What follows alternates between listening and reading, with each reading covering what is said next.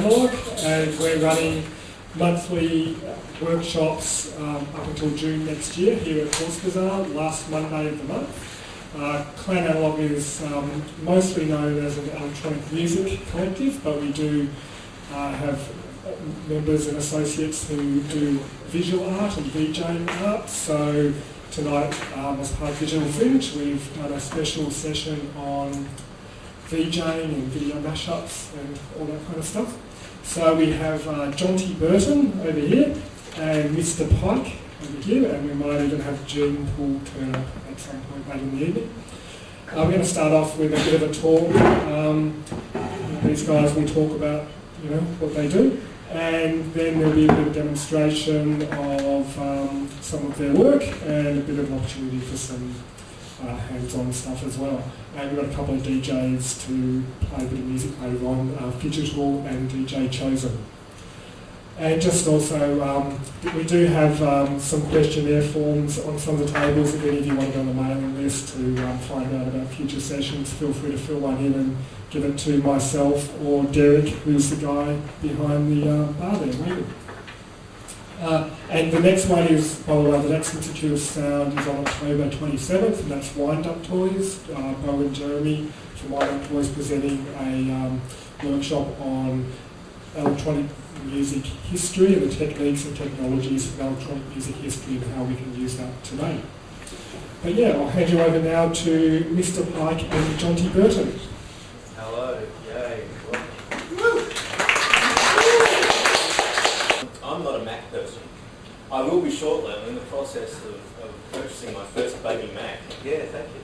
But in the meantime, I'm PC, and that doesn't really bother me that much.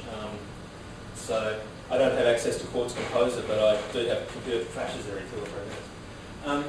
So the software I use 2 bits of software, one which you can vaguely see there, and it's a piece of software that's done by a guy called AJ in Melbourne. It's called Visual Synth. It's great. It's what these guys use for one of their projection setups.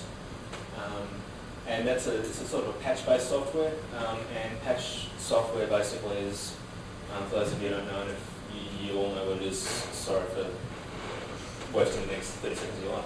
But patch-based software is basically where you've got a whole bunch of pieces of stuff, a whole bunch of modules, and you basically put them together any which way, and it comes out the other end of this video. Does that make any sense at all? Or is that just pure bullshit?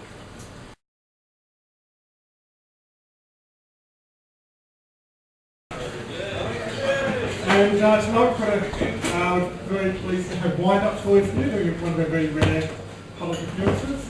They're going to give a bit of a brief overview of some interesting points in the history of electronic music and looking at some of the techniques that have been developed over many, many years and how that they can continue to be used. That'll go for the next 45 minutes or so, and then there'll be time for question and answer kind of session. Then we'll have a bit of a performance from Wind Up Toys and an opportunity for people, you guys to come and have a bit of a go with some of this equipment. Not a total free-for-all, but under the very expert supervision of these guys. And then there'll be a special DJ set of some highlights from electronic music history to finish off the night. And as some of you may know, this is a monthly event. Next month we've got a session of audio mastering, so there's a few flyers around the place for that. And also, if you want to get on our mailing list, there's a form you can fill in. So just bring that piece of paper up to me any time during the evening if you want to get on the mailing list. But now I'll hand you over to Bo and Jeremy of Wind Up Toys.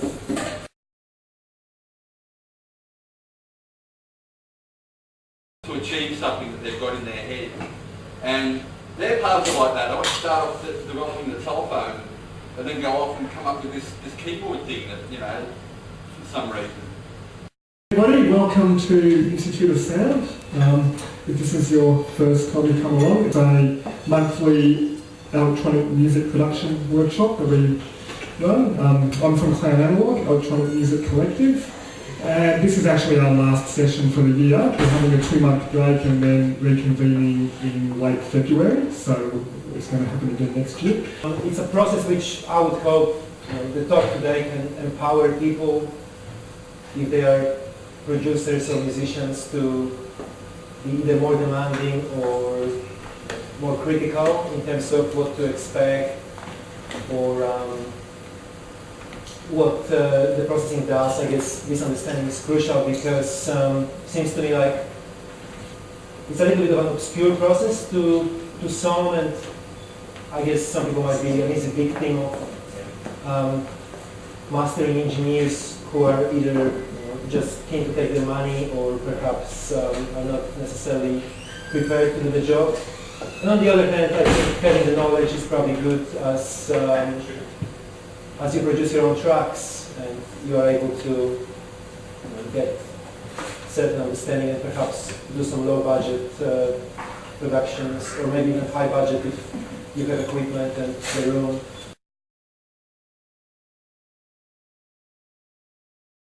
This is the first Institute of Sound for this year. We ran a few last year that I'm sure some of you came to, and we had a lot of workshops about analog synths and old equipment last year, but this year we're going to focus a bit more on the computers and laptops and stuff.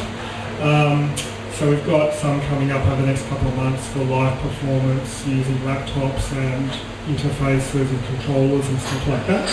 But tonight we're very honoured to have Ross Benchina, who's a music software developer himself. He's the inventor of the audio mulch software. He's going to talk all about computer music and software sound synthesis. To Clan Analogue for having me along. My mic technique is pretty bad, so I have to apologise for that up front. But I will talk sitting down. I've got some slides here, and what I wanted to talk about mainly was about using computers to synthesize sound, a bit of a history of that, some basic synthesis techniques.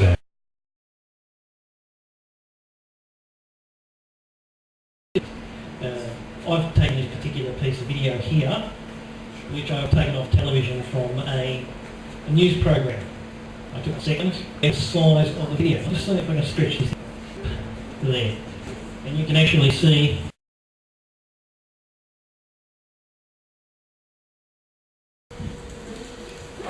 Good evening, everyone. Welcome to the April Institute of Sound. My name is Derek Sabrika. I'm going to talk to you tonight about the new music industry and how it relates to you, me, us, everyone. In the 1960s, the Beatles come along, and what happens there is the music industry is primarily based on singles, 7 inches.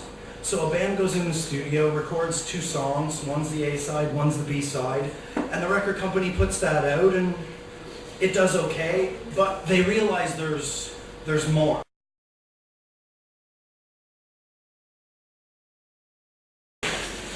Good evening, everyone, and welcome to another edition of Institute of Sound. Tonight for you we have Nick Wilson doing field recording and sound art.